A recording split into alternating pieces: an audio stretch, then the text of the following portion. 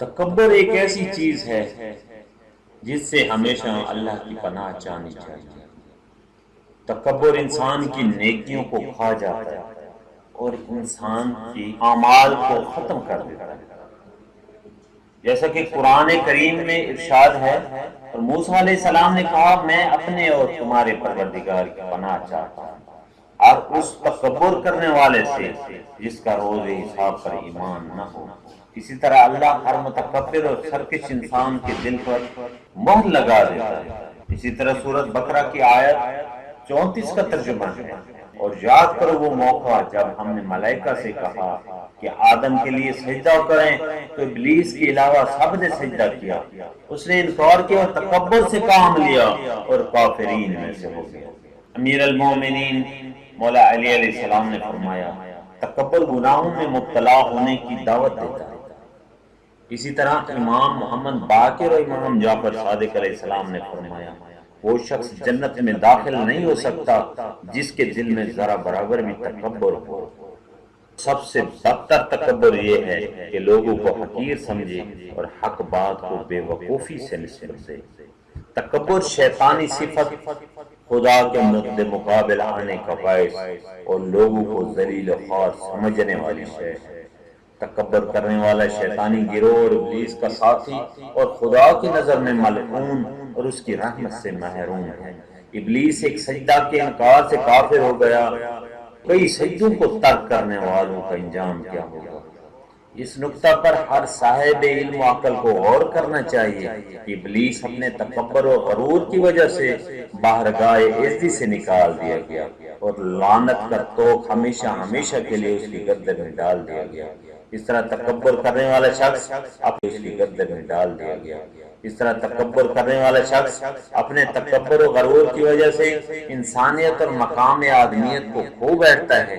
امام علی علیہ السلام فرماتے ہیں انسان پر تعجب ہوتا ہے کہ جس کی ابتدا نطفہ اور جس کا انجام ایک بدبودار مردار ہے، یعنی جس کی ابتدا اور انتہا نجاست ہے، لیکن پھر بھی وہ اپنے آپ پر تکبر کرتا ہے۔ خدا سے دعا کرنی چاہیے کہ اللہ کریم ہمیں غرور و تکبر سے نجات عطا فرمائے اور اس سے ہمیشہ بچا کے رکھے۔ قارون حضرت موسیٰ علیہ السلام کا خالہ بھائی تھا۔ خداوند عالم نے قارون کو اتنا مال و دولت عطا کیا تھا کہ جس کے خزانے کی چابیاں ایک طاقتور جماعت نہیں اٹھا سکتی تھی، لیکن یہ شخص اپنی قوم پر ظلم کرتا تھا۔ قوم کے لوگ اسے نصیحتیں کرتے تھے کہ غرور و تکبر سے باز آ جاؤ اور لوگوں کے ساتھ نیک سلوک کرو اور زمین میں فساد نہ پھیلاؤ، یتیموں کمزوروں حاجت مندوں کے ساتھ اچھا برتاؤ کرو۔ تو وہ جواب میں کہتا یہ مال و دولت تو مجھے اپنے علم کی وجہ سے حاصل ہوا ہے۔ حضرت موسیٰ علم کے نیا جانتے تھے اور اس میں سے بعض چیزیں آپ نے یوشع بن نون کو تعلیم فرمائی تھی اور کچھ کالب بن یونا کو اور کچھ قارون کو، یعنی پورا علم کسی کے پاس نہ تھا، لیکن قارون نے باقی علم ان دونوں سے حاصل کر لیا اور علم کے نیا کا مالک بن گیا اور بڑی دولت حاصل کر لی۔ ایک دن قارون اپنی قوم کے سامنے بڑے ٹھاٹ بھاٹ کے ساتھ نکلا۔ جو لوگ دنیا کے چند روزہ زندگی کے طالب تھے اس کی شان کو دیکھ کر کہنے لگے جو مال و دولت قارون کو عطا ہوا ہے کاش ہمارے پاس بھی ہوتی۔ اچانک عذاب خدا نے اس کو اپنی گرفت میں لے لیا۔ ارشاد ہوا اور ہم نے قارون اور اس کی قصر کو زمین میں دھنسا دیا کے سوا کوئی جماعت ایسی نہ تھی کہ اس کی مدد کرتی اور نہ وہ خود اپنی مدد کر سکتا تھا۔ ہلاکت اور بدبختی نے اس طرح اسے اپنی گرفت میں لیا کہ جو لوگ کل اس پر حسد اور رشک کیا کرتے تھے آج وہی کہتے ہیں الحمدللہ اچھا ہوا کہ ہم قارون کی جگہ پر نہیں تھے، ورنہ ہم بھی اپنے غرور و تکبر کی وجہ سے ہلاک ہو جاتے۔ امام جعفر صادق علیہ السلام منصور دوانکی کے پاس بیٹھے ہوئے تھے۔ ایک مکھی منصور کو پریشان کر رہی تھی۔